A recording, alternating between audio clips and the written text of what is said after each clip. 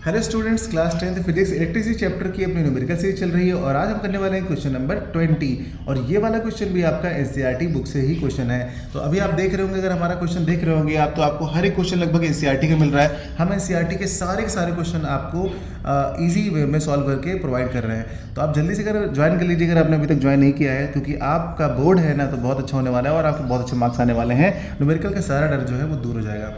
चलिए करते हैं इस क्वेश्चन को। An electric iron of resistors 20 ohm takes a current of 5 ampere. Calculate the heat developed in 30 second. यानी 30 सेकेंड में कितनी हीट डेवलप हो रही है। लास्ट क्वेश्चन जो हमारा था, अभी कराया था 19 क्वेश्चन, उसमें भी हीट से रिलेटेड ही क्वेश्चन था और यहाँ पर भी उसी से रिलेटेड क्वेश्चन है। यानी कि अगर किसी वायर में हम इलेक्ट्रिसिटी प्रोवाइड करते हैं तो उस वायर में जितना वोल्टेज होगा ना, उतनी ही ज़्यादा वो हीट को प्रोड्यूस करेगा, है ना। ठीक है, यानी कुल मिला के हमको जो हीट डेवलप्ड है वो निकालना है, यानी एच निकालना है। तो हम यहाँ पे लिखते हैं H is equal to question mark, यही हमें फाइंड करना है। जो हमारे पास गिवन है ना उसको नोट कर लेते हैं। रेजिस्टेंस गिवन है तो हम यहाँ पे लिख देते हैं आर इज इक्वल टू 20 ओम, ये रेजिस्टेंस गिवन है। उसके बाद हमारे पास करंट गिवन है तो हम लिखेंगे I is equal to 5 ampere. उसके बाद हमको यहाँ पे गिवन है टाइम, ये 30 सेकंड में ना, तो यहाँ पे लिखा है टाइम इक्वल टू 30 सेकंड। यानी कि हमारे पास इतनी सारी चीज़ें जो है वो गिवन है। तो हमको निकालना हीट, और हीट का फॉर्मूला क्या होता है सभी बच्चों को अच्छे से पता होगा कि हीट का फॉर्मूला क्या होता है। हीट का फॉर्मूला होता है H equal to I square R T, ठीक है ना। ये आई स्क्वायर आर टी होता है। अब यहाँ पर जो आई स्क्वायर आर टी है हमारे पास ना, इसमें सारी वैल्यूज जो क्या है हम पुट कर देंगे। तो ये हमारे पास एक फॉर्मूला, इसको ध्यान रखिएगा, ये सारी जो है ना वैल्यूज प्रोडक्ट में है, यानी कि मल्टीप्लाई में है।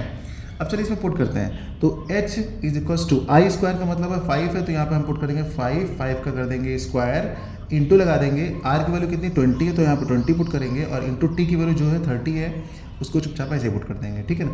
और यहाँ पर अभी देखिए, यहाँ पर एक बार बता दें आपको कि ये जो फॉर्मूला है हमारे पास, इसमें जूल्स कांस्टेंट भी होता है, लेकिन अभी क्लास 10th में जो है इसका कोई ज़्यादा रोल नहीं है, तो आपको बस यही याद रखना है, ठीक है। अब वैल्यू यहाँ पुट कर दिया है तो इसका हो जाएगा अपना 25, ठीक है, और इंटू में ये अपना हो जाएगा 20, इंटू ये हो जाएगा अपना 30। और अब क्या करें, 25 से इसको मल्टीप्लाई कर लेते हैं, कितना हो जाएगा 25 2 जा 50 हो जाएगा, तो यानी कि ये 50 हो गया और एक जीरो ये रहा, ठीक है। कैलकुलेशन देखिए काफ़ी आसान है इसकी। और इसके बाद 5 3 से 15 होता है, चलिए 15 कर लीजिए। और कितने जीरो हो गए 1 2 3, तो 3 जीरो आप यहाँ पर नोट कर लीजिए। ये आपके एच की वैल्यू आ गई है, जो कि किस में आ गई है, जूल में आ गई है। अभी किस में, ये जूल में है। अब हमें इसको किस में करना होगा, इसको जूल करना होगा किलो जूल में। और किलो जूल में कन्वर्ट करने के लिए आपको पता है क्या होता है, 1000 से डिवाइड कर देंगे, यानी कि आपकी 15 किलो जूल आ जाएगी। यही है आपका फाइनल आंसर। तो उम्मीद करते हैं बच्चों ये वाला क्वेश्चन आपको समझ में आया होगा। अगर ये क्वेश्चन आपके एग्जाम में आता है ना तो 2 नंबर आपके पक्के हो जाते हैं। तो समझ में आया होगा। चलिए मिलते हैं अगली क्लास में एक नए क्वेश्चन के साथ।